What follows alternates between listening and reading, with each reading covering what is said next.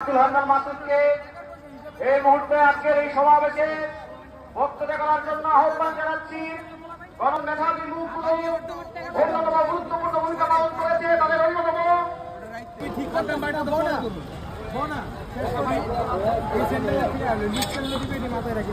আমার কাছে 34টা লিস্ট আছে, 50টা শেষ করি, 50টা আমার তো 50টা আছে, 50টা একসাথে বাড়িতে বলাবেন লইছি 90 আর 30।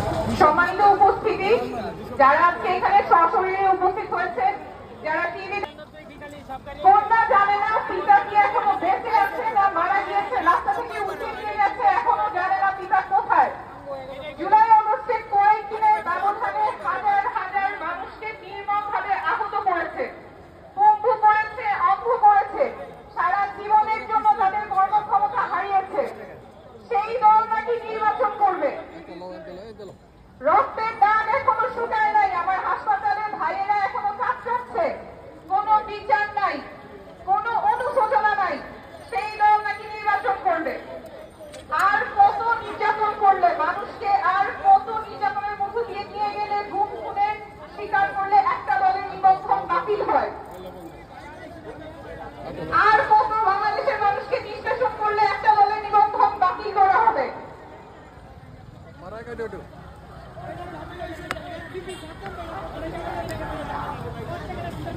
বিচার, আওয়ামী লীগের বিচার করতে হবে গুম খুনের সাথে জড়িত আওয়ামী লীগ এবং আওয়ামী লীগের সহযোগী অঙ্গ সংগঠন, মহিলা লীগ, যুবলীগ, শ্রমিক লীগ, যারাই গুম খুনের সাথে জড়িত ছিলেন তাদের সবার বিচার নিশ্চিত করতে হবে।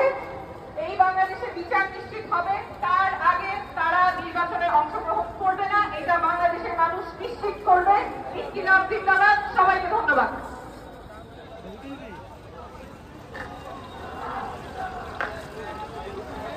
ধন্যবাদ জানাচ্ছি ডাক্তার তাসলিম জাহরাকে। আজকের এই জননেতা জনাব আরিফুল ইসলাম আদিব, জনাব আরিফুল ইসলাম আদিব।